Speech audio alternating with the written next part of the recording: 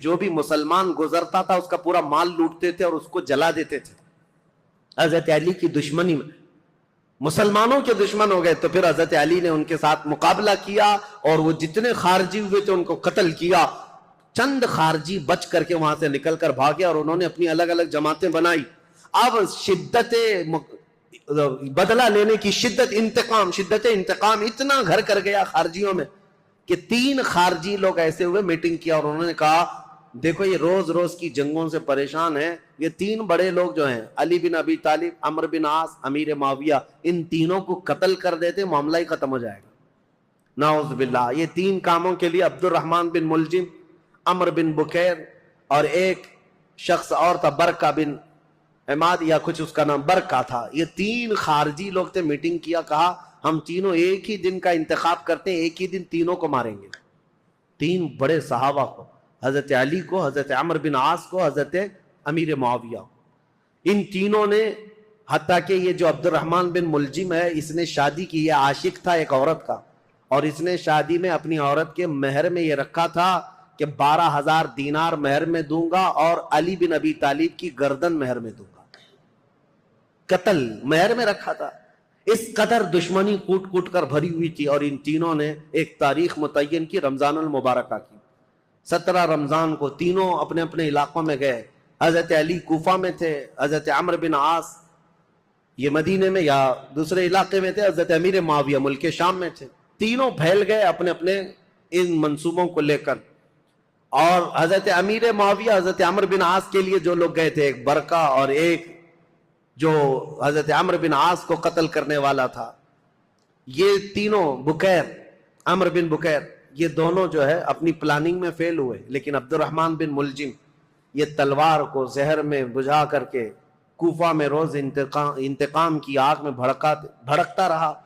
اور حضرت علی رضی اللہ تعالیٰ عنہ ایک رات سوئے ہیں اور خواب میں رسول اللہ صلی اللہ علیہ وسلم کو دیکھا, جیسے حضرت عثمان اپنی شہادت کے دن ایک دن پہلے دیکھے. حضرت علی رضی اللہ تعالیٰ عنہ نے خواب میں رسول اللہ سے عرض کیا, یا رسول اللہ میری امت نے مجھے ٹھیس پہنچائی, آپ کی امت کے کچھ لوگوں نے مجھے ٹھیس پہنچائی. رسول کریم صلی اللہ تعالیٰ علیہ وسلم نے فرمایا, اے علی تم کل کھڑے ہو جانا, ان قریب وہ پوری قوم ہلاک ہوگی جس نے تجھے ٹھیس پہنچائی. رسول کریم صلی اللہ تعالیٰ علیہ وسلم نے فرمایا, اور ان کی زندگی میں ہی یہ حضور نے فرمایا تھا, علی جو جماعت تم سے نفرت کرے گی وہ جہنم میں جائے گی. حضور نے تو منافق کی علامت بھی بتائے, جس کو علی سے بغض ہوگا وہ مومن نہیں منافق ہوگا, زندگی میں فرمایا تھا. تو حضرت علی نے خواب دیکھا, صبح حضرت حسن کو اٹھایا بستر سے, امام حسین کو اٹھایا, کوفہ میں تھے, کہا کہ چلو فجر کی نماز کے لیے جا رہے تھے. اور حضرت علی کی عادت تھی فجر کی نماز کے لیے لوگوں کو جگاتے تھے, ہر گھر سے آواز دیتے تھے زور سے. حضرت حسن اور حضرت حسین کو اٹھایا اور کہا میں نے خواب میں رسول اللہ کو دیکھا ہے, اور رسول پاک صلی اللہ تعالیٰ علیہ وسلم نے مجھ سے یہ فرمایا, وعدہ فرمایا. اور اس کے بعد یہ کہتے ہوئے حضرت علی محراب کی طرف بڑھ رہے تھے سارے لوگوں کو. یہ عبد الرحمن بن ملجم نے حضرت علی کرم اللہ وجہہ الکریم کے چہرے پر وار کیا, اور وہ تلوار سے حضرت علی رضی اللہ تعالیٰ عنہ کے انجانے میں چہرے سے ایسا گھاؤ بیٹھا کہ ایک ایک بات جگرے کئی حملے کیے. نماز پر جانے والے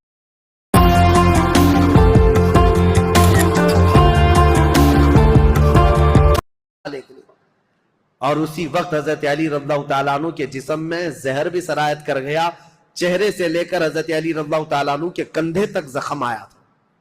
آپ زمین پر آ گئے تو آپ کو سارے لوگوں نے اٹھایا. یہ فجر کا وقت تھا, 17 رمضان المبارک کی تاریخ تھی.